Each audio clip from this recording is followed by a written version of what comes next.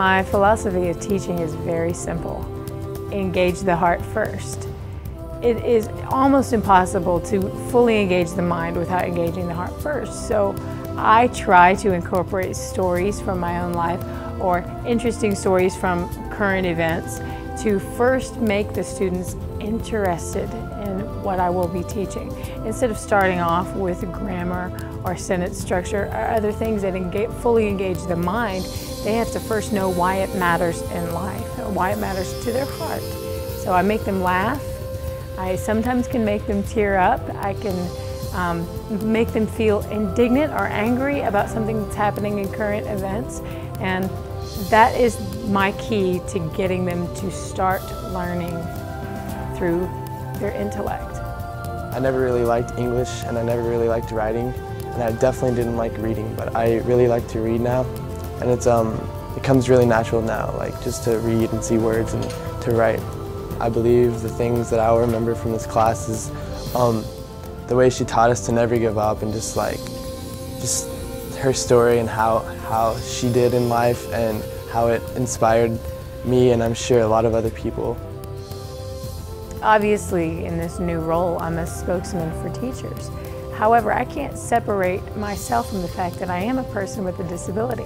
So I also want to speak for people who do struggle with other challenges that make day-to-day living a little bit more difficult for certain reasons. My message to them is there is no reason for you to give up. There's nothing to hold you back. Keep going, and find alternative ways of coping, alternative ways of doing things, and don't be afraid to ask for accommodation.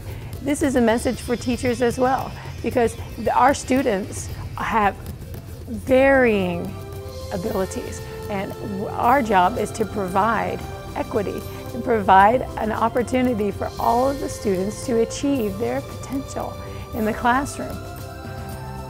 Well, having a teacher like Nika on this campus is a complete boost for the morale of our campus. Nika has a very keen perception of kids. It is almost as if she can x-ray their hearts and see exactly what they need. And they walk into a room, she gives it to them.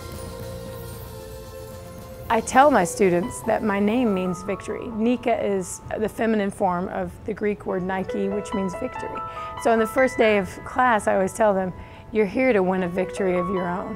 You came to my class, and I am here to give you a victory of your very own. They may not remember how to write a haiku when they're 45.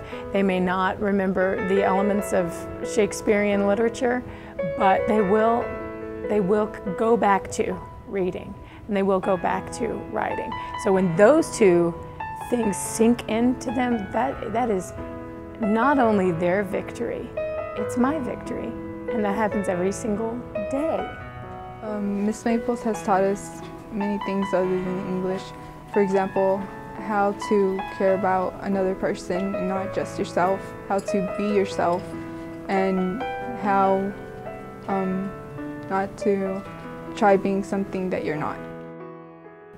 In a way, English is this wonderful vehicle for me to teach them about life, because teachers have this opportunity to remind students that watching TV is not living, experiencing is living. I want all of them to develop gratitude for every day that they have to spend on this earth with people that they love. So the number one thing, I don't want them to say that my class was just enjoyable. If that was all they had to say, I would feel that maybe I hadn't done a complete job. I would want them to say that their lives were richer because of something I brought to them. I mean, what a legacy. If the kids that I teach then go on to have adolescents of their own and are having the same struggles, and they see, oh, I remember when I was 16 and one of my teachers told me something that I'll never forget, and I want to pass it on to you. And they teach their children how to live richer, fuller lives.